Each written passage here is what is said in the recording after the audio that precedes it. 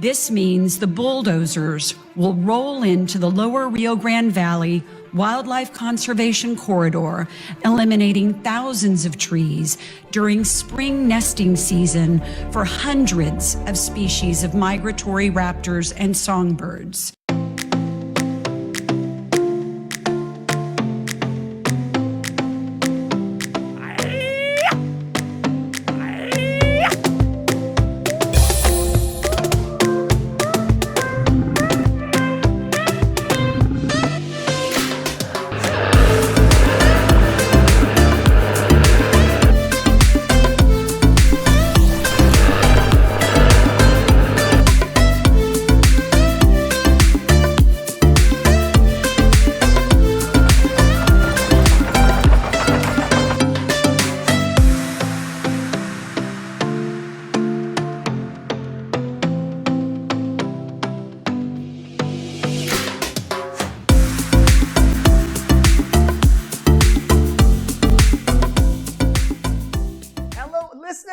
This is Ef'n, and I am joined by Victoria. And hey guys. Oh, I don't know if you're going to go my full name. I just interrupted you. Sorry. I try not to put your full name because I don't want people to find you, track you down, or something like that because of some of the stuff you say. That's true. Put my full name. Yeah, we don't care about our guests. If that's not nice. Especially not the ones who are already targets of Boogaloo Boys and militia members and people under federal indictment for money laundering. Well, I was going to say, Marianna, your name is all over the newspapers. I think I saw your episode. You eliminate the plant that is the reproductive basis for the butterfly, and you eliminate the butterfly. CBS, I mean, you're always giving these interviews regarding the border wall. And for those people that don't know you, you are the executive director for the National Butterfly Center, right? Yes, I am. I've been there for over 8 years now, and I signed up to be the executive director of a nature center and chase butterflies and write grants and do donor development and corporate communications. I did not sign up for being plaintiff number one against President Trump and the Department of Homeland Security. Can you tell our listeners that aren't familiar, what is the National Butterfly Center? It is a project of the North American Butterfly Association. It is a 100-acre botanical garden dedicated to helping people understand and appreciate the critical role that wild, free-flying butterflies play in healthy ecosystems. And we're located on the banks of the Rio Grande River in the lower Rio Grande Valley Wildlife Conservation Corridor. How did you get started there? How did you take that position there? Well, my forte is business development, and especially, I guess I've made a niche in stepping into situations where an entity may be in distress or failing. And it usually takes 3 to 3.5 years to go in and identify all of the issues and correct them and lay the foundation to put them on a solid track with revenue streams, communications, and other critical infrastructure like an employee handbook and, solid training, things like that, accounting. And then I'm gone in 3.5 years.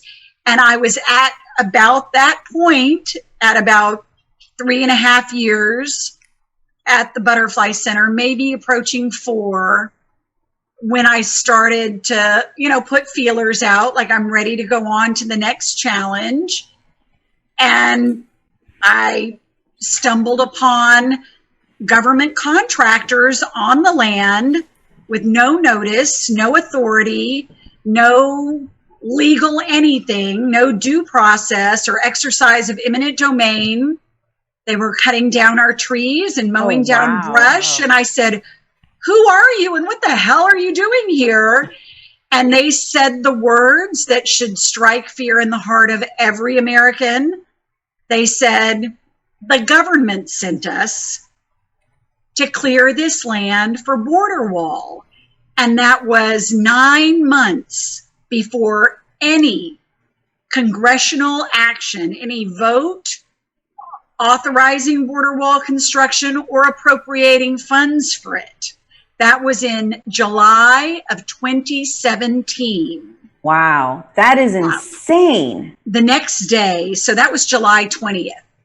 The next day, after we put out a video to the public stating, holy crap, this just happened to us, 5 Border Patrol agents showed up at the Butterfly Center to confront me and to tell me that everything I was alleging had happened or was happening had not happened.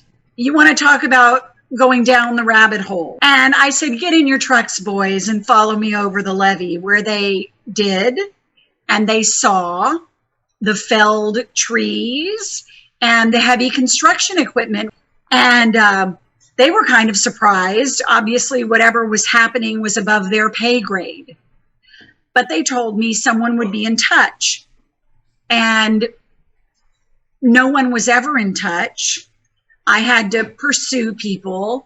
And ultimately, I was told that on August 1st, I would have an appointment with someone from the Customs and Border Protection Real Estate Office.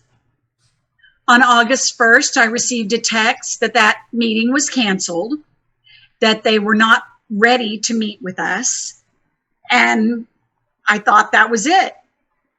Instead, Chief Manuel Padilla of the RGV sector showed up at the Butterfly Center in plain clothes with his attaché and a uniformed armed agent to meet with me. And he told me that the contractors were there at their request. It was for Border Patrol and they would be back. And when they returned, it would be with green uniform presence. And I said, let me make sure I'm understanding you. You're talking about armed federal agents on private property to protect private corporations, for-profit entities for their work. And he said yes, because landowners tend to get a little bit upset when we take their land. Wow. And that has been the case ever since. Every government contractor who has shown up at the Butterfly Center has come with at least a 1-to-1, if not a 3-to-4-to-1 ratio of armed, uniformed Border Patrol agents to protect them. So how did this this butterfly turn into this lion taking on the Trump administration? I am very much the reluctant activist. Soy hija de la frontera, and I took this job to preserve and protect the things that are so special about the Rio Grande Valley. I really, wanted to be able to make a difference and ensure that the creatures and features that are so unique to our landscape, whether that's the horned lizards or the Altamira orioles, are here for our grandchildren and my great-grandchildren. And Marianna, what I've heard some people say this, especially like with online comments. They basically say, what's the big deal with the border wall? The butterflies can fly over them. So, the low information, low IQ people do say those things. Mm-hmm. And I call them mostly the maggots. Okay. M-A-G-A-T. And I mean the pun. Uh-huh.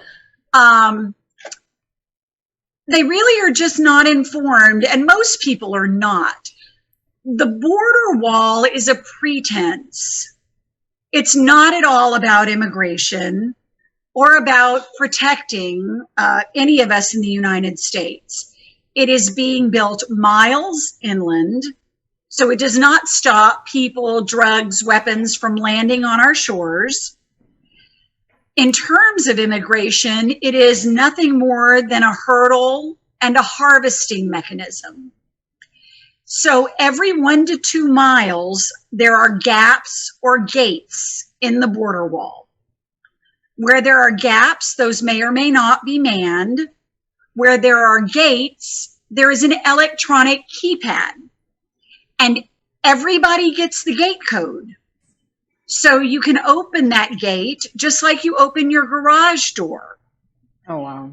Not only do individual landowners have a unique code, but there is a standard uniform code, just like in gated subdivisions, which you may live in, that first responders and meter readers and the Spectrum cable guy, you know, paramedics and others all have.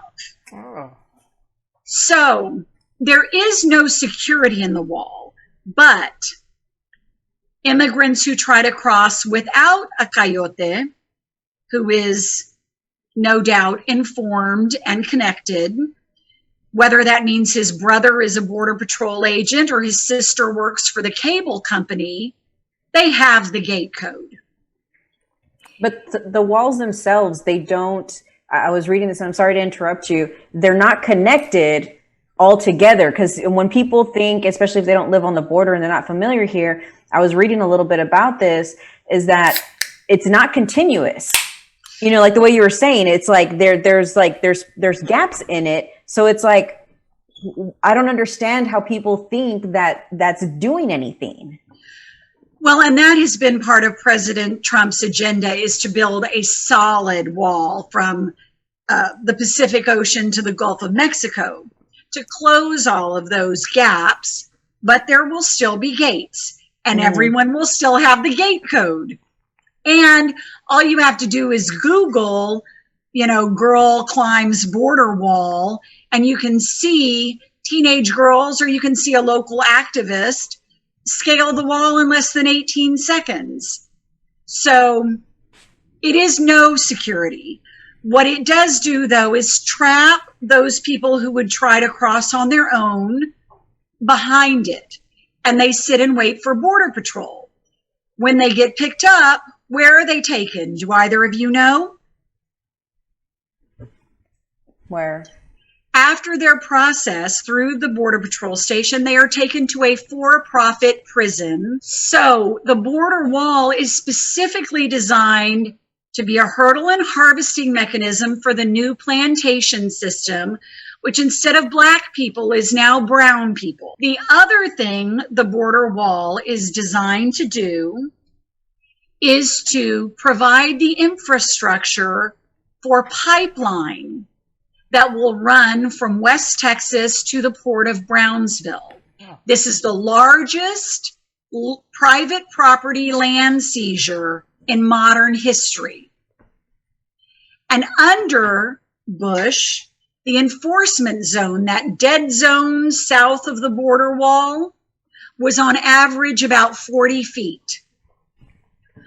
Under Trump, it's a minimum 150 feet. So why did it need to almost quadruple?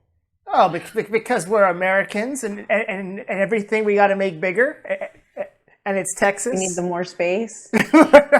So Marianna, what effects have you seen with, there's certain segments of the border wall that have already come up. Have you seen any effects directly impacting the National Butterfly Center? Well, they have started border wall projects on either side of us. On the National Wildlife Refuge tract that is called La Parida Banco, which is west of Benson State Park, the government went in and cleared all of the land and then did the geotechnical and hydrological surveys where they determined that the land was too saturated and unstable to support any of the currently approved border wall structures. Then, on the east side of us, the government has begun building border wall on Lance Newhouse's property, a sugarcane field.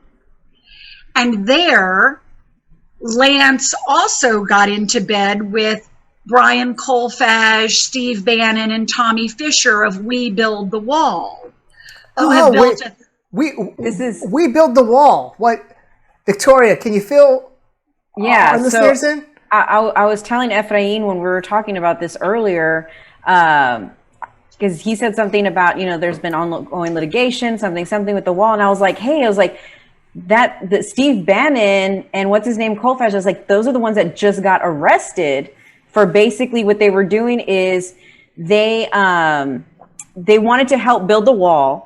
And they never wanted to help build a wall. They were saying they wanted to help, and so they started a GoFundMe. And the issue is that they couldn't take donations and give them to the government, quote unquote. So they said, we'll build the wall, or we will help to do that. When they were under investigation, it found that they were funneling it to another private company and basically stealing the money. And so they all three of them, it was Steve Bannon, the Colfage guy, and I don't know if that's how you pronounce his name. Close enough. Brian Colfage. Yeah, I feel like you, Ef'n, you butcher everybody's name. Let's see. And Shea and Bondolato. So far, the grand jury is still seated. There will be other people indicted. Even the indictment names co-conspirators. And so what's happened to this private border wall that's out there? Well, it's a sham. I mean, they built it in violation of the International Boundary and Water Commission Treaty. They built it on the cheap with no geotechnical or hydrological studies. And they built it on a peninsula that is basically a sandbar that juts out into the Rio Grande River. And they put it on first of all, they eliminated the riverbank and created a beach, which is washing away day by day. And then they put the wall on a 2-foot foundation, which, if you have a cinder block fence around your yard, the foundation has to be deeper than 2 feet. So how does it look right now? If someone were to go out there and look at it? Well, it depends on where you see it along the 3 miles. The upriver segment that is the 90-degree angle from downstream flow looks really, really bad in places. In fact, we are plaintiffs against We Build the Wall and Tommy Fisher and Brian Colfage and Lance Newhouse. And Judge Randy Crane ordered inspections by the plaintiffs, which include the government. The United States is suing them. And so we went out there on the day we were supposed to have inspections, the agreed upon date, August 3rd, which was Monday, right after Hurricane Hannah hit. And then we were informed the inspections had been canceled. But I was standing in holes that were 30 inches deep and gaps that were over 8 feet long, where I could crawl under the base of Tommy Fisher and Brian Colfage and Steve Bannon's private border security. Speaking of disinformation campaigns, Marianna, I want to take a brief second to we have to mention one of our sponsors, which is the Russian Federation, formerly known as the Soviet Union. We just want to put that sponsorship out there. And this is why my name is not in the title of this podcast, because of crap like that.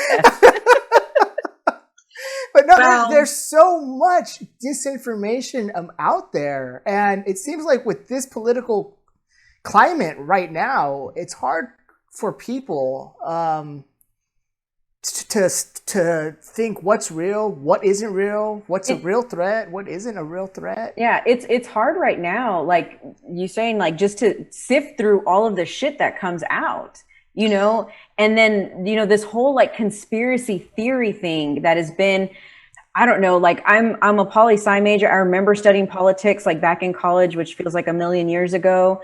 And I can't imagine how they're studying politics like right now during this time, because things are just so different. And you know, all this new stuff like alternative facts and the conspiracy theories and fake news. And it's just like, what? Like, it's so bizarre. And you would think maybe like 10 years ago, if you had said the same statement, like, oh, they created this conspiracy that we're involved in human trafficking, people would have been like, no, there's no way. Like, absolutely not. And now it's not far-fetched for people to create these conspiracy theories. And what's worse is for people to actually believe them. And what are you seeing, Marianna, in terms of, you know, the public sentiment, public beliefs? Do you get those people who believe some of these crazy conspiracy theories, like with Q, Anon, all that stuff? Unfortunately, yes. And so we get messages, phone calls, people showing up, especially the We Build the Wall. They showed up with Breitbart and their other fake media outlets, the one that Bannon and Colfage produce. And they also showed up with the militia, who are, you know, militia is a nice term for white supremacists. These are the Boogaloo Boys who want to start civil war, the constitutional patriots, the Oath Keepers, the 3%ers, and they actually came in person to the National Butterfly Center. And we get all kinds of threats. And in fact, the last two people to threaten us were a Texas law enforcement officer and a former military service member in Texas who owns a tactical training company. He is a convicted felon who lives in Canyon Lake and should not be allowed to own a firearm, much less own a business where he trains others to. Wow. That's insane. And it's my everyday life. Were you raised extremely liberal or conservative? So I grew up here in the Rio Grande Valley. My mother is a self-proclaimed yellow dog Democrat who voted for George Bush. And my father is a Mexican immigrant from Monterrey, who settled here in the 1950s and practiced medicine to serve, you know, his people. His goal was to take care of mi gente, which he did in house calls and by other means, because, you know, even into the 80s, we were living with the remnants of Juan Crow. When he and Dr. Garza started their licensed maternity hospital on Main Street, across the street from McAllen General, Mexican women were not welcome there. Oh, wow. Wow. And you're saying that's in the 80s? Well, by the 80s, anyone could deliver there. When he and Dr. Garza started the hospital in the 50s and 60s, it was not. And even when I was a girl, so my earliest memories of directly dealing with racism, specifically against my father, were in the 80s when I was, 10, 11, 12 years old. And, I grew up in the city, but, off of South Jackson Road, where we were still really rural, but also in San Manuel. Because my father used to get paid for his services in livestock and in pan dulce. So that's how me and Victoria get paid sometimes. If we're lucky, I'll take pan dulce. If you're lucky, you get chickens and goats and calves. I would love a goat. I would love a goat. So my dad wound up with a ranch, And, because he had grown up in Monterrey and he wasn't really allowed to have livestock, he was the most enthusiastic rancher I ever knew. And he also bred quarter horses, which we raced on the circuit. And the circuit is, Texas, Louisiana, New Mexico. And when we would travel outside of the valley, my dad would wait in the car, either for us to get a table at a restaurant or a hotel room. My mother had to check in, and we would go in with her. For example, if we went into a restaurant, we would sit at the table, and my dad would come in about 5 minutes later. And my dad was tall and fair, but he always had an accent, and he had dark hair. Yeah, don't take this the wrong way, Marianna, but when I first met you, I had no idea that you were Hispanic. I just thought you were Anglo. Well, we can't go by blood because I'm adopted. Oh, okay. But culturally, yes. And well, if your Spanish is way better than Efrain's, I will say that though. Yeah, it's impressive. I'm sure that my calabaza con puerco is too. Oh, he can't cook, so I'm sure whatever you make is definitely better. You can make toast and you'll beat me. Can't boil water. Yeah, sitting in a restaurant when my dad came in, if anyone challenged him or said no Mexicans allowed or whatever, my mother would hit the table and stand up indignant and say, "He is my bodyguard." He is my driver and he protects me and my children and he will sit at my table. And that usually put an end to things. But that's my childhood, and I'm only 50.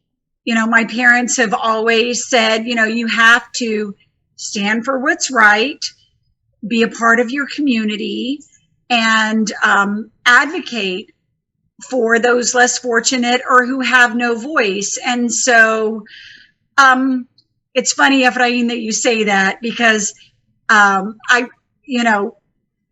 have, as the reluctant advocate, chosen to use my privilege in this way, even where I've encountered resistance, disdain, all kinds of negative things where people say, she's not one of us. And I have a Mexican birth certificate. I have dual citizenship. But I think that where I can use Marianna Trevino, I'm going to use Marianna Trevino, hija de la frontera. And I think that says more about you to say, when people say, well, this isn't your community. You've made it your community. This is your community. Since all of this garbage began in 2017, we have 2 very large guard dogs, cameras, weapons, training, everything you can imagine, because about a week after our video went live, where we went public with the government contractors on our land, I was contacted by people within the federal government who told me that my life was now in danger. And that is something that I have lived with and my family has lived with since the summer of 2017. And all because you decided to stay there and fight. Because like you said at the beginning, that wasn't your intention. You go and you help a business and you're in there 3.5 years, and then you leave. But instead, you chose to stay because it was the right thing to do for you and be an advocate for this center, basically. Well, not just for the center. I mean, I'm advocating for private property rights, for the Constitution, for due process. I mean, the government has a right to eminent domain, but they need to go through the legal process, not just send armed thugs to take your property from you. And even when they take your property, we still have civil rights, which I think daily in the headlines we're seeing gross disregard for, criminal negligence for. So I chose to stay, and I know Efrain has children. I don't know about you, Victoria, but when they put pipeline in behind the border wall on the banks of the Rio Grande River, and the pipeline leaks, you're all going to be drinking it. Yeah. This is the public water supply for over 6 million people in South Texas. So I am also fighting for your health, for the health of our children, grandchildren, future generations, because when they waive the laws, you can't sue under NEPA or the Clean Water Act or the Solid Waste Disposal Act when those laws have been waived. You no longer enjoy those legal protections. That is something you two can speak to better than me. And that is the future. And I guarantee you, by the time the pipeline is being built, and they're currently dredging the Port of Brownsville to make room for the LNG vessels, and they're permitting 3 new LNG terminals. By the time the pipeline comes, I will not be here. My husband and I have jobs and resources that are portable, and we can leave. I am fighting for the people who cannot. So Marianna, this is a really big fight that you're undertaking. And if people want to support you or support the National Butterfly Center, is there a way they can do that? Yes, they can become a member of the National Butterfly Center, which actually gives you membership admission, which is free or dramatically discounted, to over 350 other botanical gardens, zoos, and arboretums across the nation. So if you join the National Butterfly Center at any level, you get that same reciprocal benefit at the San Antonio Zoo, at the Dallas Arboretum, and all kinds of other places. I know because of COVID, people aren't traveling like they used to, but it's still a great benefit. So become a member, come visit, spend money in our gift shop or in our native plant nursery if you're landscaping.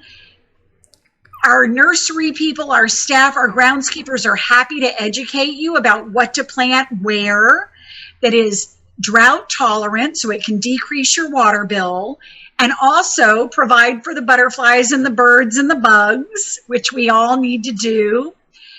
I'm not selfish. If the National Butterfly Center is not your thing, you can donate to the Texas Civil Rights Project or the ACLU, the American Civil Liberties Union. These are people who have helped us, represented us, and stood by us. They have done Know Your Rights seminars. Of course, they're helping with voter issues and all kinds of other civil rights issues. And I really think that you missed your calling. I think you should have gone to law school. You sound like you could be just awesome litigator. I could have been, and my parents desperately wanted me to go to law school, but they would have been my only clients.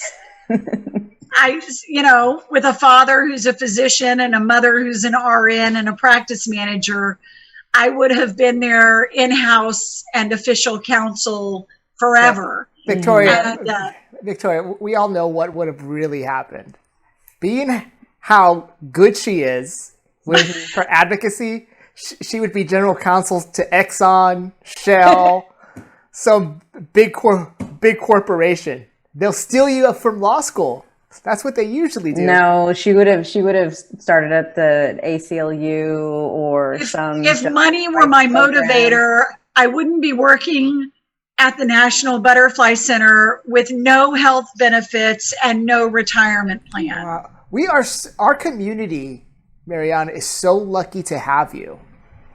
Definitely. And That's very nice to say. Especially for the people that don't realize it, because I know that there's going to be so many people that don't even know that you're fighting this fight for them and for their future and for their kids' future. For our health. I mean, can you imagine drinking the water that a pipeline is leaking into? I don't want to.